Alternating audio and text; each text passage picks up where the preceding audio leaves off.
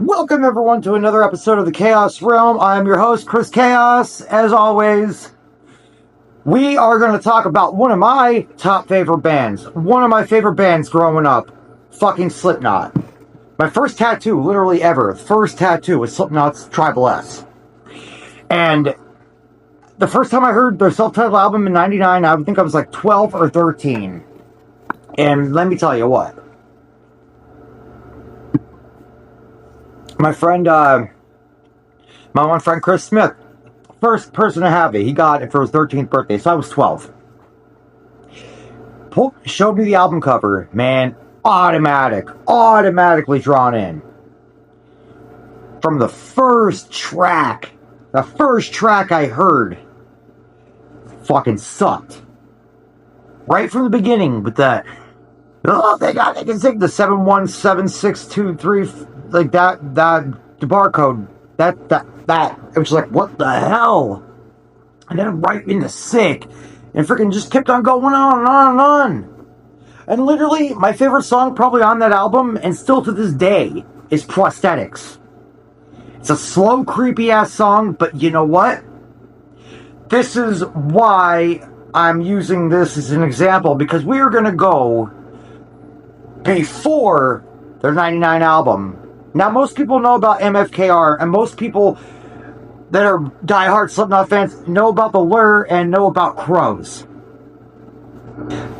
But I went one step further than taking the Crows.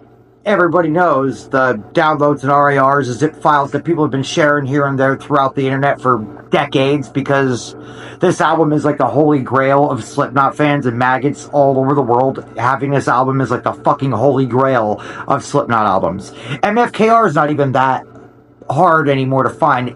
You can find MFKR just searching on YouTube. You can listen to the entire album.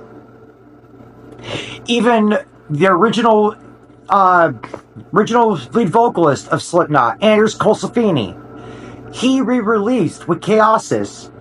Check it out, it's fucking epic. He re-released MFKR, but there was an album in between it. Like I said, Crows, the holy grail of Slipknot albums. And it took me a good portion of my life, but I finally got every song that Anders recorded with Slipknot, and it's on there. Took me, shit, I want to say about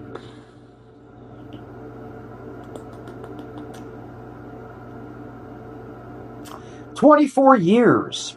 24 years it took me to find everything. I'm 36 now. I was 12 or 13 when I started looking. Because I think I was like, I can't even say it, because I was like 13 or 14 when I first knew about MFKR. So I was in 9th grade. So I was like 13 or 14. And my God, that's all I gotta say is, my God. Like the dark, gritty, primitive, and it was all over. There was fusion, like jazz, funk. Like, it was insane. And then I did find a lot of stuff, like, on, there used to be old websites like Black Goat. MFKR1 is still up to this day. Metabolic 666. There was a whole bunch. I think Skin Ticket was a Slipknot fan site. There was a whole pile of fan sites. And a lot of shit dedicated to MFKR and Crows behind this Lure and everything about it.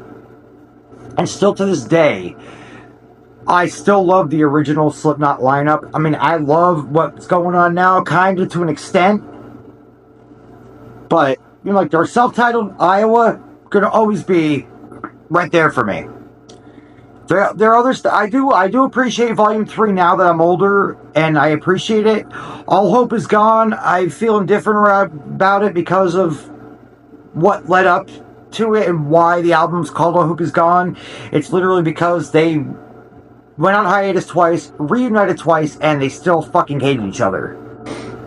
They still couldn't stand being around each other from the amount of work they put in for that self-titled album, the constant touring, the grueling schedule, all that.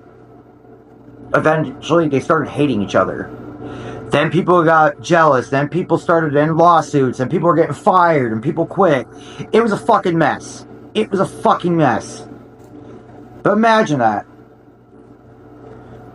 But I'm going to talk about crows because I really want to share this because it took me a long time, a long time to find this, and I finally have the real Crows album with Anders on all the tracks. So we're gonna get into this right now.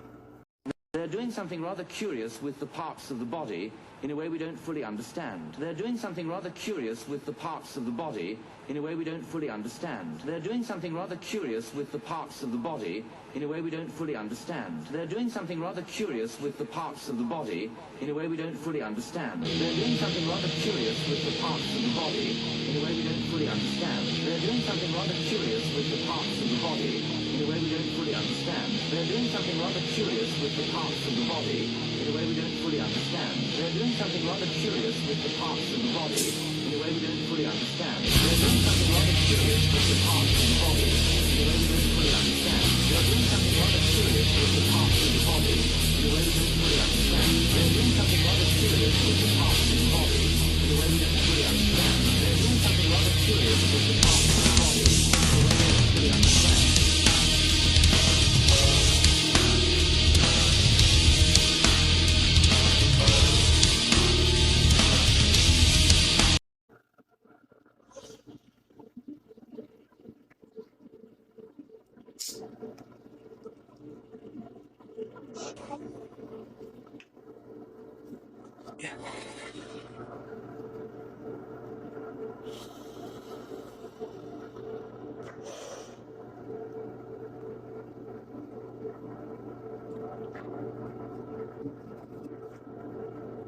Well, we are going to get into my story now.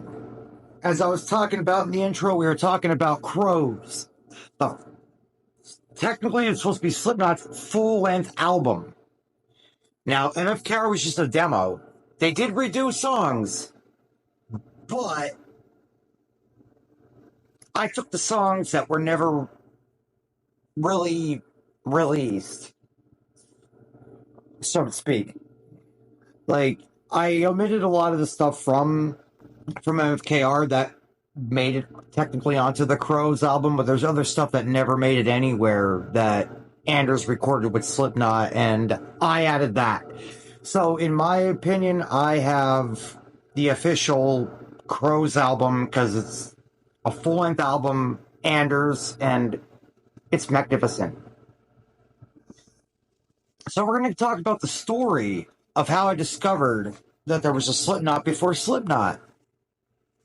Well, technically, there was two Slipknots before Slipknot. But we're not talking about the 89 one. We're not talking about that one. No. We're talking about the Anders Colsafini era. The MFKR Crows era Slipknot from Des Moines, Iowa. Not the New Jersey Slipknot, the one from Des Moines, Iowa.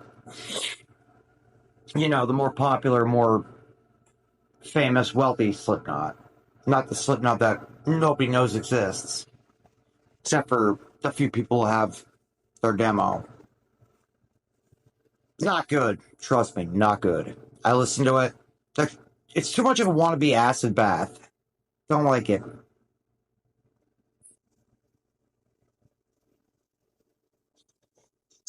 But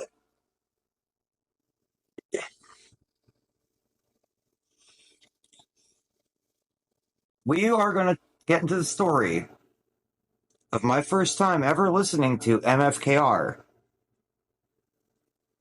But let me whisk you away to a time travel. We're going to go on my time machine because I got one of them right now. For this. Just for this episode. Who knows? I might pull a time machine out for some other one. Who knows? But we're going to get magically whisked away to my freshman year, which is 2001. So we're going to do that now.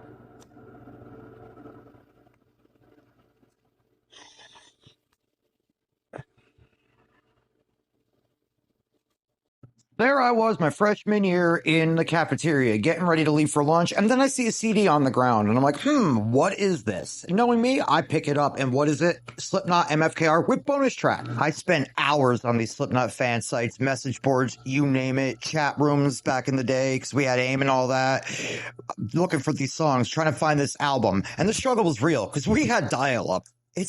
I spent so much time downloading on Kazaa and FrostWire.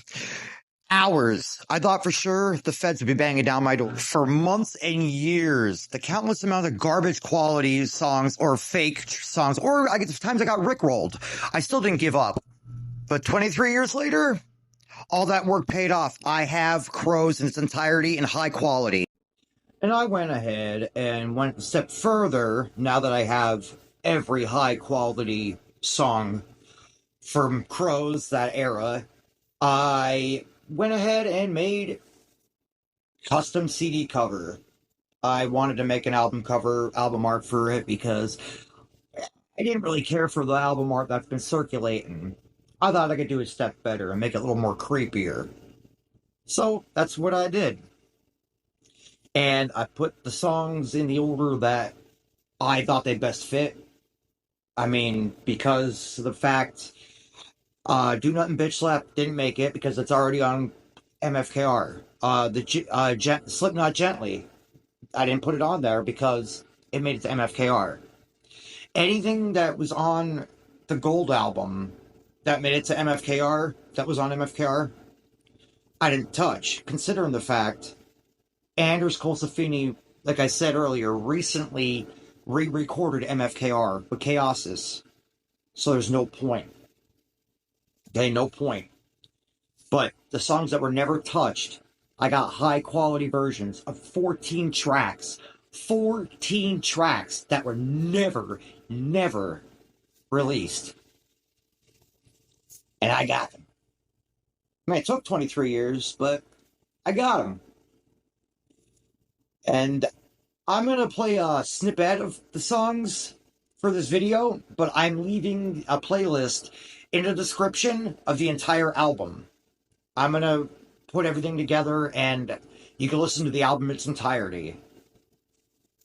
But just for the video's sake and time's sake on this video, I'll play snippets of the songs. So without further ado, 14 tracks. Here is Slipknot's Crows.